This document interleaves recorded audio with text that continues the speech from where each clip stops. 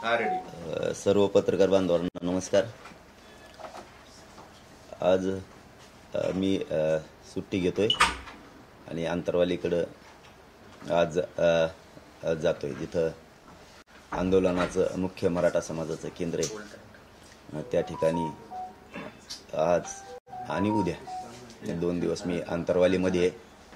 परवा लग्नाच्यासाठी धाराशिव जिल्ह्यात भूम आणि सोलापूर जिल्ह्यात वांगी इथं लग्नासाठी जाणार आहे। त्याच निमित्तानं भूममध्ये पण बैठक आहे, संवाद बैठक म्हणून मराठा समाजाची। त्यानंतर 3 तारखेचा हा विषय, 4 तारखेला सोलापूर जिल्ह्यातच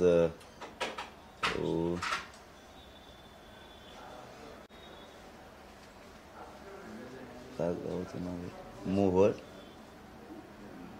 मोहोळमध्ये बैठक आहे बहुत। ती यादी कुठे? वैराळ, मोहोळ आणि शेटफळ इथं 4 तारखेला संवाद बैठक आहे। आणि 2 दिवसाचाच टाकलेला, कारण शरीर किती साथ देते काय हे बघायचं। 4 तारखेला सोलापूर ना? हो हो, पूर्ण दिवस सोलापूर। पुन्हा बीडला पण एक मोठा वारकरी संप्रदायाचा मोठा सप्ताह आहे। 5ला बीडमध्ये, बीड जिल्ह्यात गवळवाडी म्हणून तिथं मोठा सप्ताह आहे असं ठरलंय। याचबरोबर आता हा झाला बैठकीचा विषय।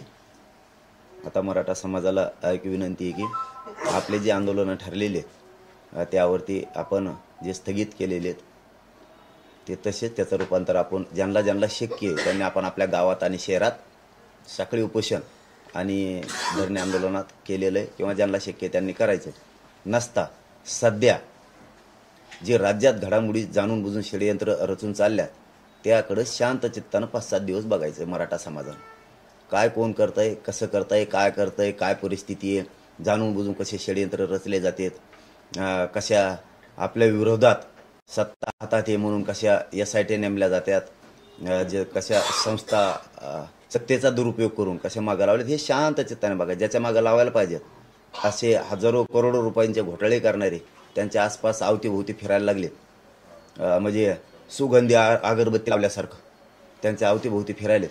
आणि गोरगरिबांचा, मी गोरगरीब मराठ्यांचा लढा लढतोय, तर कसं याला 10% घ्यायला लावायचं आणि कसं मराठ्यांचं वाटोळं करायचं यासाठी त्यांचे खूप आटोकात प्रयत्न सुरू आहेत। परंतु मी हरणार नाही मायबाप मराठ्यांनो, आणि जिंकूही देणार नाही त्यांना। काही झालं तरी त्यांनी जेलला टाकू द्या, सोडू द्या मला, मी मरेपर्यंत माझ्या मायबाप गोरगरीब मराठा करोड समाजाच्या सोबत राहणार आहे, पण गद्दारी करणार नाही। आपण मराठा बांधवांना आणखीन एक सांगतो, आपण असं सांगितलं होतं पाठीमागं की जे आमदार मंत्री आहेत मराठ्यांचे सगळ्या पक्षांचे, ज्यांनी ठराव केला होता, सर्वपक्षीय ठराव, की तुमच्या मागणीप्रमाणे सगळ्या सोयऱ्यांच्याबद्दल जर अंमलबजावणी करायची असली तर तुम्ही सरकारला वेळ द्या, आणि आपण त्यांचं ऐकून त्यांना वेळ दिला होता। त्याच पद्धतीनं ज्या समाजानं वेळ त्यांना दिला होता त्या सगळ्या आमदारानं आणि मंत्र्यानं, ठराविक जणांना, काही जणांना बोलले सुद्धा, पण बाकीचे बोलले नाहीत। आपण त्यांना सांगितलं होतं सगळ्या सोयऱ्यांबद्दल, दुसरा विषय सांगितला होता अधिवेशनात बोला, एकही बोलला नाही गोरगरीब मराठ्यांच्या बाजूनं, एकही। आत्ताचं सांगतोय, हे जे 26 तारखेपासून, परवापासून अधिवेशन सुरू झाले त्यात मात्र मी त्यांना बोललेलं नसून त्यांच्या नेत्याला बोललोय म्हणून इतकं झोंबलंय त्यांना की ते नेत्यासाठी रान उठवायला लागलेत। काही आमदार असे तुटून पडायला लागलेत जस काय त्याला पूर्वी जन्माचाच राग आहे, इतके तुटून पडलेत। माझ्या नेत्याला बोलले, माझ्या पक्षाला बोलले, तुला मोठं जनतेने केलं, तुला बोल म्हणलं तेव्हा नाही बोलला गोरगरीब मराठ्यांच्या बाजूनं, सगळ्या सोयऱ्यांची अंमलबजावणी करा असं सगळ्या आमदारांना मंत्र्यांना म्हणा, एक नाही बोलला।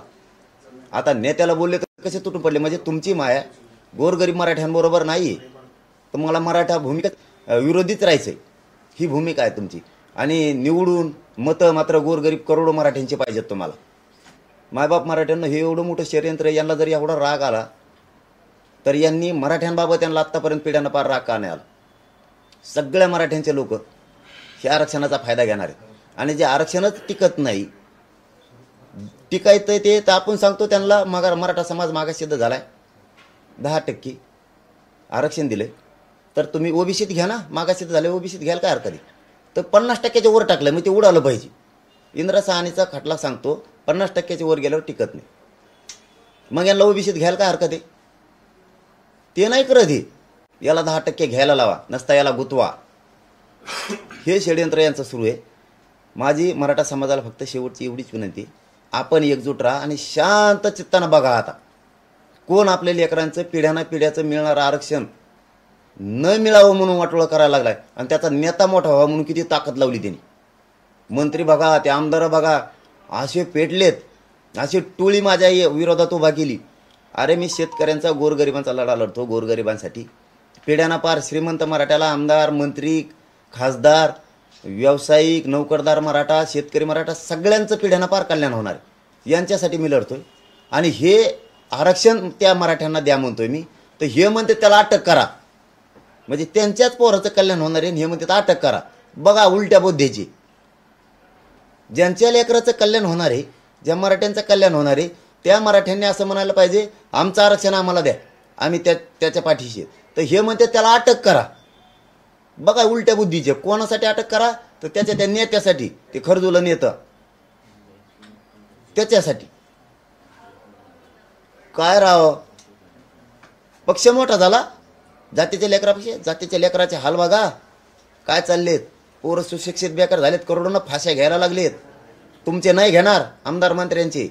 तुम्ही करोडो रुपये कमवलेत ह्या मराठा गोरगरिबांच्या जीवावर, पण माझ्या गोरगरीब मराठ्यांचे पोरं फाशी घ्यायला लागलेत. फाशी आणि 10%ला आधार लागले तुम्ही आमच्यावरती. घ्या म्हणताय ते घ्या. त्या ओबीसीत घेते ते 200-250 लोक. आमची मूळ मागणी ओबीसी आरक्षण आणि सगळ्या सोयऱ्यांची अंमलबजावणी करणे. ही देवेंद्र फडणवीस साहेब तुम्ही करा, तुम्ही करा. तुम्ही आमचे मराठे आमच्या अंगावर घालू नका. आणि मराठ्यांच्या आमदाराला आणि मंत्र्यांना सुद्धा विनंती आहे, मराठ्यांचे पोरं बर्बाद करण्यासाठी त्यांचं ऐकून मराठ्यावर चाल करू नका. चाल बंद करा. मराठ्यावर चाल करून येऊ नका. पूर्वीचे चाल करून तुम्ही पूर्वीचेच पाडे गिरायला लागले. जे पूर्वीचे मोठमोठ्याल्या शाह्या होत्या, जे इंग्रज होते, ते जसे आपलेच लोक मुर्दे पाडायचे, तसंच तुम्ही करायला लागला. मी मराठ्यांसाठी आरक्षण मागतो. एकाही मंत्र्याला, आमदार तुम्हाला बोललो का? तुमच्या पक्षाला, नेत्याला बोललो. तुमच्या जातीसाठी, तुमच्यासाठी बोलून तुम्ही उलट मुर्दे पाडायला उलटे निघालात. गोरगरिबांच्या पोरं मराठ्यांचे मारायचे आहेत का तुम्हाला? त्यांना आरक्षण नाही मिळवून द्यायचं का आयुष्याचं? गोरगरीब मराठ्यांचे पोरं अधिकारी नाही होऊन द्यायचे का? मोठ्याने बोलत होतात लय आमदार मंत्री तुम्ही. गोरगरीब मराठ्यांचे पोरं नाही मोठे होऊन द्यायचे तुम्हाला? ते अधिकारी नाही झाले पाहिजे का? ते नाही शिकले पाहिजे का? असं म्हणणं आहे का तुमचं? का गुतवायसाठी तुम्ही उठलात? त्यांना गुतू द्या. देवेंद्र फडणवीस साहेब म्हणतात ना मला गुतवायचं, त्यांना गुतू द्या. मला त्यांना मोबा आहे माझी. गुतवा. काय चौकशा करायच्या तेवढ्या करा. तुमचा अहवाल बी तयार झालेला आहे, आम्हाला माहीत झालं. मध्ये बी टाकून द्या तुम्ही मला, मी मध्ये बसायला तयार आहे. पण मराठ्यांचे आमदार आणि मंत्री तुम्हाला गोरगरीब मराठ्यांचे पोरं नाही मोठे होऊ दे. तुम्ही तर नाही केले 75 वर्षात. आम्ही आमचं लढून करायला लागलो, तर तुम्ही का मिळून द्या ना ते आरक्षण? मला गुतवलं म्हणजे आरक्षण बंद पाडणार लढा. केलं तुम्ही करोडो मराठ्यांचं वाटलं. तुम्हाला माहिती आहे का, मराठे गप बसत नाहीत. कालपासून मराठ्यांनी शांततेत बैठका सुरू केल्या. हे मला माहीत झालं रात्री. मराठ्यांनी कालपासून बैठका सुरू केल्या. इतक्या ताकदीनं तालुक्यात मराठी बैठका घ्यायला लागलेत. भानावर या फडणवीस साहेब. आणखीन तुम्ही संधी सोडू नका. तुम्ही मराठ्यांची नाराजीची लाट अंगावर घेऊ नका. सगळ्या सोयऱ्यांची अंमलबजावणी करा. आणि दूध का दूध पाणी होऊ द्या. ती नेमली ना, होऊन द्या. ती काय करायची ती. खोटे नाटे आरोप करता. आणि बोलल्यावर, मी मराठ्याकडून बोललो, बोलल्यावर राग कसा येतो? आमदार मंत्री मराठ्यांचे तुम्ही खूप मोठी चूक करायला लागलात. आपल्या 75 वर्षात मराठ्यांच्या पोराला मिळत नव्हतं, ते मिळायला लागले. आम्ही इतकं लढलोत की करोड सव्वा करोड मराठ्यांना आरक्षण मिळालंय. जे 75 वर्षात मिळालं होतं कुणबीचं. गावं निघायला लागले. हे 10% त्यांच्यात याच आंदोलनामुळे मिळाले. आणि सगळ्या सोयरींची अंमलबजावणी द्या.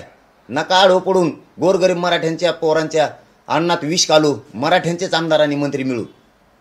नेत्याला आणि पक्षाला बोललो म्हणून काय जातीच्या पोरं मारायला लागलात का तुम्ही?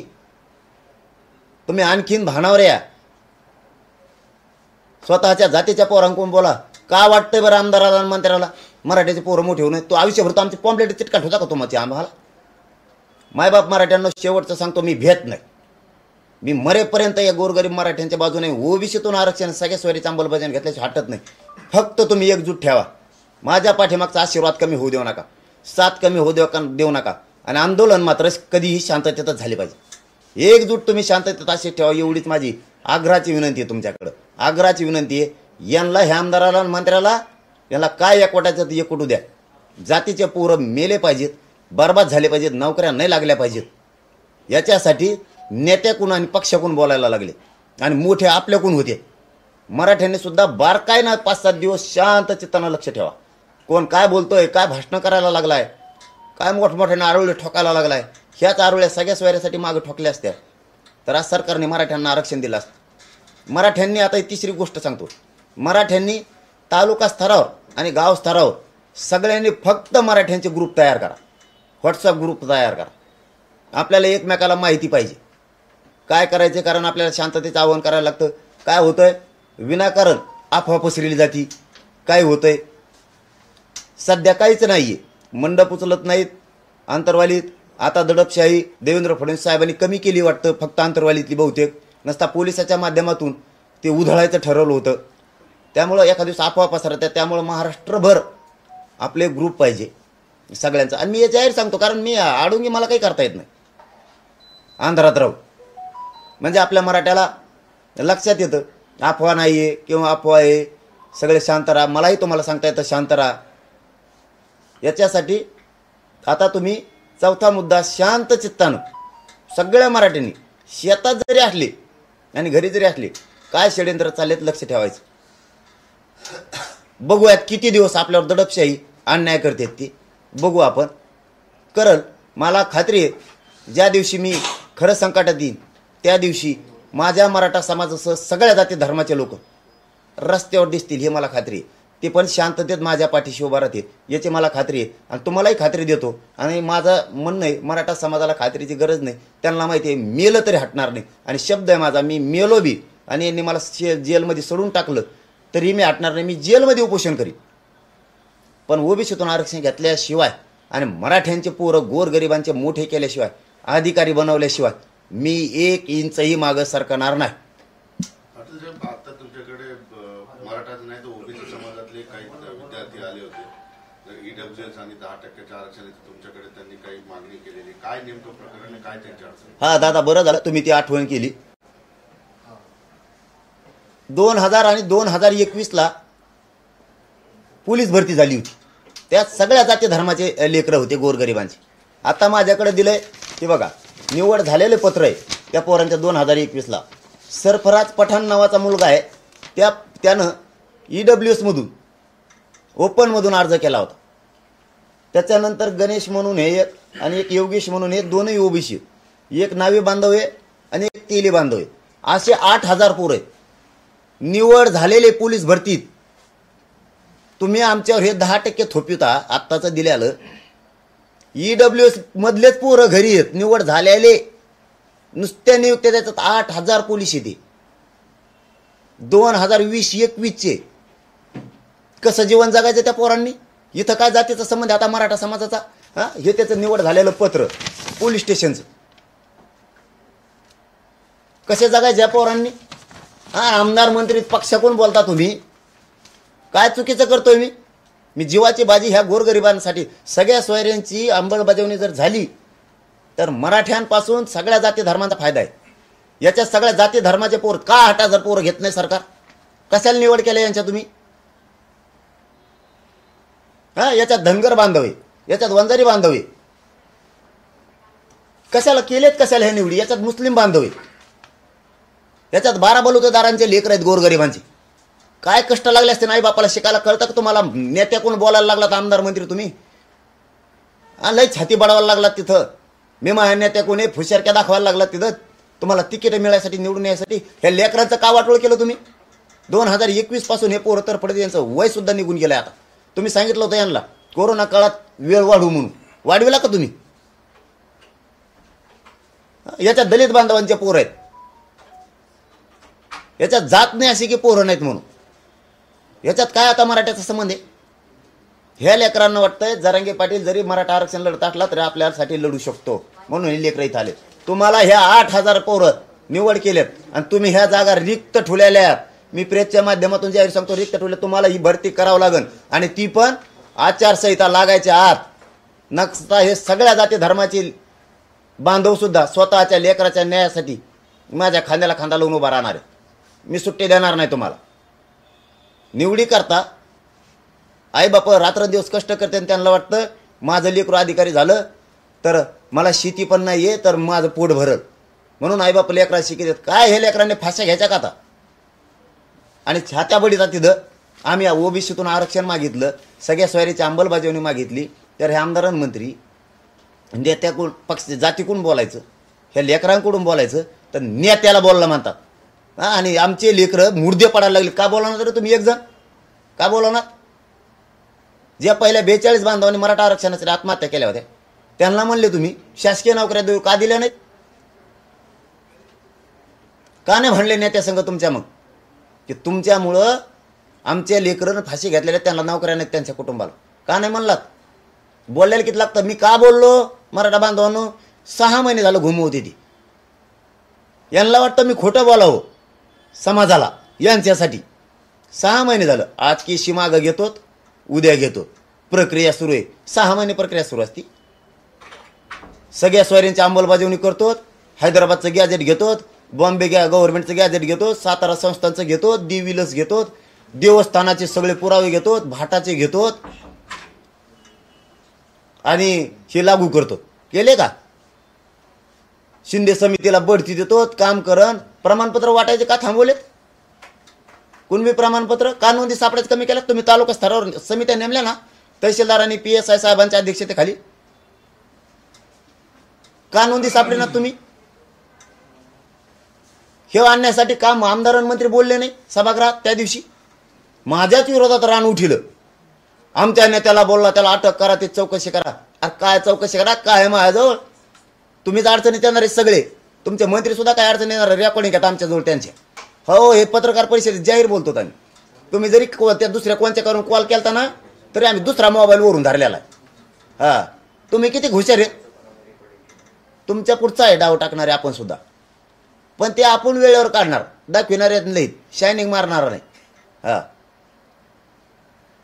तुम्ही कसं फसवलंय हे आमच्याजवळ बाई रेकॉर्डिंग घेत ना. उद्या देतो, परवा दिवशी देतो. तुम्ही म्हणता ना आम्ही नाही म्हणलो होतो सगळ्या स्वाऱ्याचं. काही जण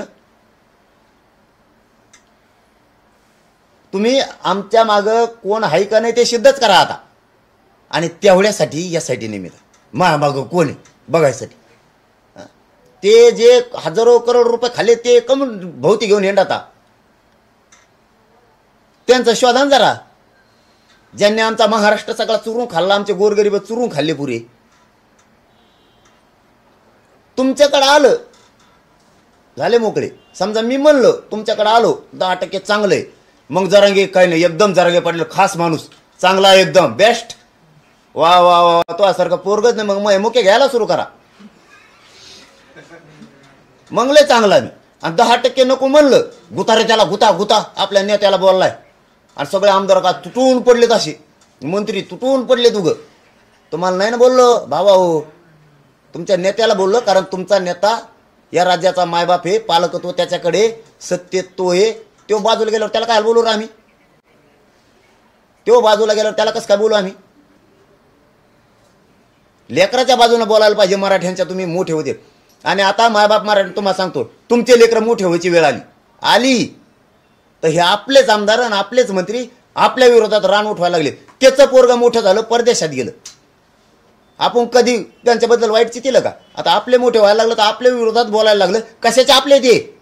हे आपले नाहीत मराठा बांधवांनो. हे आपले असतात, आपल्या कोण बोलले असते. 10-15 आले तर जास्त नाही, 10-15-20 आमदार मंत्री एकत्र आले आणि नेत्याकडून झाले. म्हणजे हे तुम्ही 10-15-20 जण आमचं वाटोळं करणार आहेत आमच्या पोरायचं. मराठ्यांना आपल्या लेकराचं वाटोळं होऊ द्यायचं नाही. हे आपल्याच जीवावर मोठे झालेले. आता कसे मोठे होतात बघू मग. नाही तर सगळ्या सोयऱ्याची अंमलबजावणी द्या. देवेंद्र फडणवीस साहेब, तुम्हाला माझी विनंतीपूर्वक सांगणं आहे, तुम्ही सगळ्या सोयऱ्यांची अंमलबजावणी द्या. ओबीसीतून आरक्षण आणि ठरलेले विषय आहेत ते सगळे सोडवा. 4 ते 5 विषय आहेत आमचं तुमचं शत्रुत्व नाही, नसता मी हटत नाही म्हणजे नाही. आणि मराठ्यांनो एकजुटून पाठीशी उभा राहा, तुमचा लेकरो म्हणून लढतोय. हे आमदार मंत्री किती विरोधात गेलेत बारकाईने लक्ष ठेवा. आणि जर अंतरवाली सराटीत संचारबंदी अजूनही सुरू आहे आणि तुम्ही लोक जमवणं सुद्धा बेकायदेशीर आहे, मग तुम्ही सराटीत काय करणार नेमकं? लोक येऊ शकत नाही. मी आता मला एक प्रश्न आहे परत फडणवीस साहेबालाच, तिथं काय कापाकापी झाली? संचारबंदी ठीक आहे, मुंबईला चाललो होतो, लावली ठीक आहे, कायदा समजून घेतो माणूस, ठीक आहे लावली असेल. 6-6, 7-7 दिवस संचारबंदी ठेवायला काय झालंय तिथं? असं तिथं असं झालंय काय? काय झालंय तिथं संचारबंदी लावायला? सगळे शांततेत आहेत, गाव आजूबाजूचे राज्य पुरं शांत आहे. तिथं झालंय काय? हे मीडियाच्या बांधवाच्या माध्यमातून सरकारला, जालन्याच्या कलेक्टर साहेबाला आणि SP साहेबाला माझं विनंतीपूर्वक आव्हान आहे, तिथं असं झालंय काय? आता संचारबंदी ठेवायला काय प्रॉब्लेम? का दडपण आणताय तुम्ही? का दडपशाही चालवली आंतरवालीवर तुम्ही? गृहमंत्री साहेब देवेंद्र फडणवीस साहेब, तुम्ही आंतरवालीवर का दडपशाही चालवली?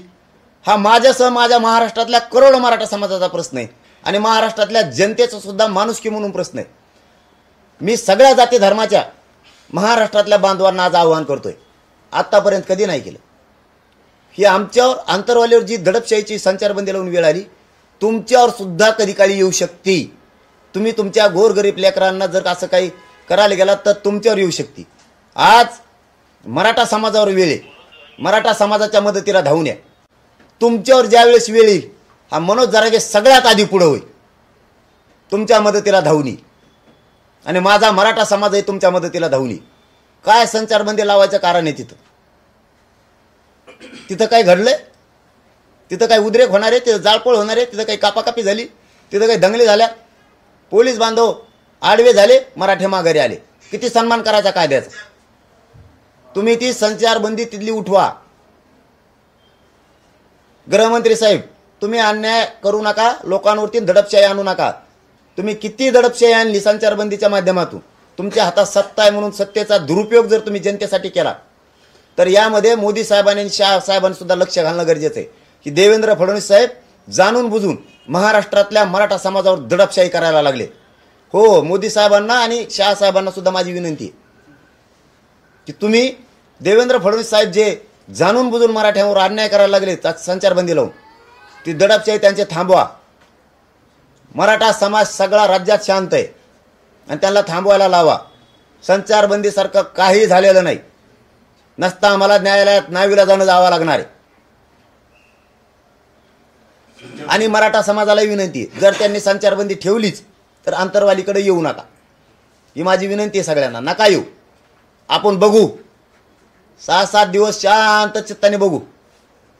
फडणवीस साहेब मराठ्यांची जिरवायला निघाले तर राज्यातल्या, आणि ती कोणाच्या माध्यमातून? मराठ्यांच्या आमदारांच्या आणि मंत्र्याच्या हातातून. हे सुद्धा मराठ्यांनी लक्षात ठेवा. आपले लेकरं मोठे व्हायला लागलेत म्हणून देवेंद्र फडणवीस साहेबांनी आपले मंत्री आणि आमदार मराठ्यांच्या हाताखाली धरले आणि आपले पोरं मोठे होऊ नयेत म्हणून चिरडायला निघाले. हो, शांत चित्ताने 5-7 दिवस बघा.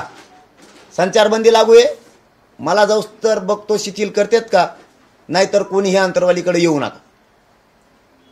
आम्ही एकमेकाला बोलावं नाही, भेटावं नाही, एवढी दडपशाही गृहमंत्र्यांनी कधी करू नये. म्हणून मोदी साहेबाला, शाह साहेबांना माझी विनंती, गृहमंत्री असा नसावा की जो जनतेवर दडपशाही करून स्वतःची गुंडगिरी त्यांच्यावर लादवणारे.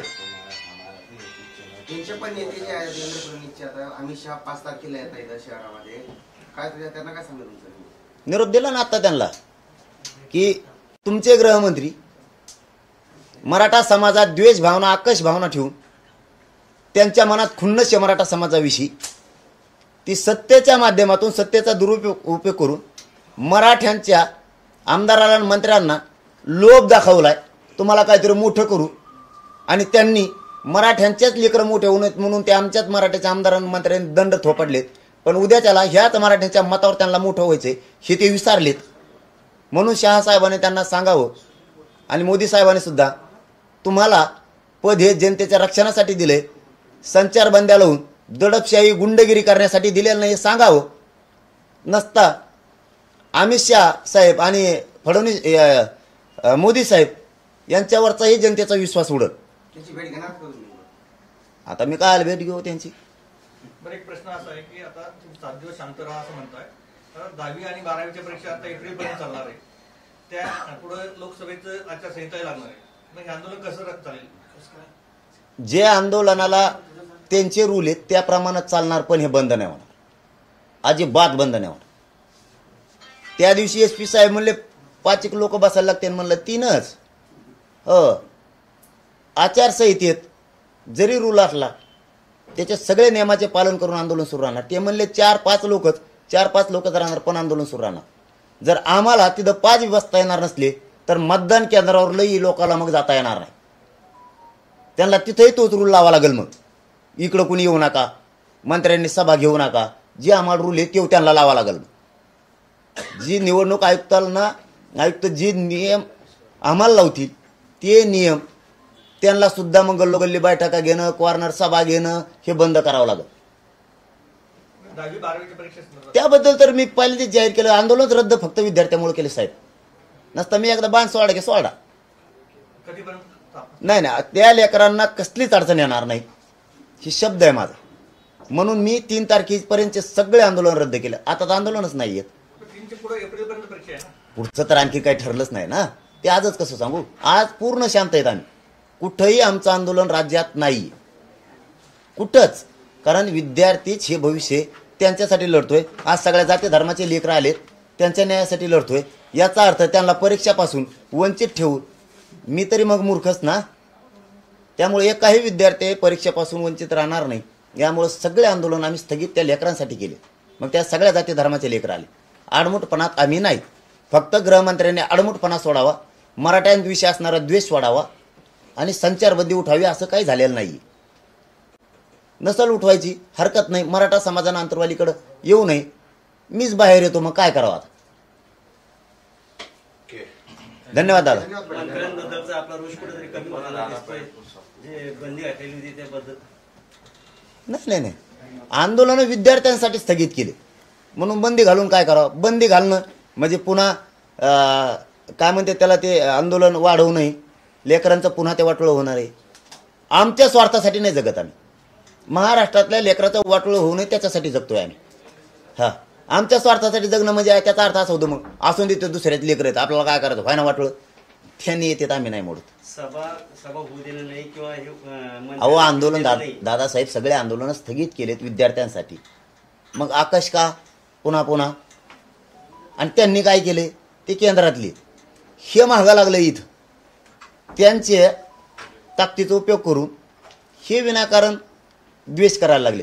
म्हणून मी त्यांना विनंती केली, मुख्यमंत्री साहेबाला पण आणि गृहमंत्री साहेबाला पण, फडणवीस साहेब तुम्ही आणि शिंदे साहेबांनी सगळ्या सोयऱ्यांची अंमलबजावणी तुम्ही दोघांनी करावी. मराठ्यांची नाराजीची लाट अंगावर घेऊ नका. धन्यवाद. सरकारपेक्षा जास्त काळजी करतात विद्यार्थी, सरकारला वेगळी दिसत नाही विद्यार्थी. की बघा ना, सरकारला काळजी असते 2021चे लेकर राहिले असते. याच्यामध्ये सगळ्या जाती धर्माचे नावं मी आता वाचून दाखवले. मग याच्यात मुस्लिम असेल, दलित असेल, ब्राह्मण असेल, मराठा असेल, तेली असेल, माळी असेल, कोळी असेल, सगळ्या जातीचे लेकर आहेत. 8,000 का वाटोळं केलं, यांच्या निवडी झाल्यात. यांच्या आईबापाने किती कष्ट केले असते शिकायला, यांना निवडी झाल्यात 2021ला आणि जागा सुद्धा रिक्त ठेवल्यात 8,000. तरी हे लेकरं घेतले आणि त्यांचं वय संपायला लागलं. आज त्या मुली रडत होते, इथं आत्ता आल्या रडत होत्या ते लेकरं, की माझ्या बापानं काय केलं, घर घाण ठेवलं.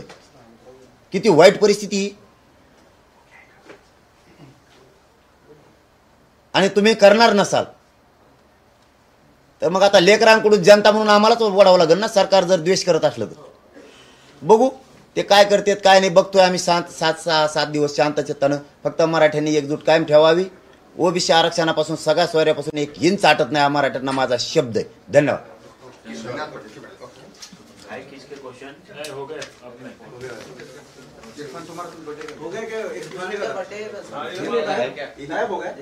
रात को इरफान भाई की तरफ से सबको बर्थडे की पार्टी है.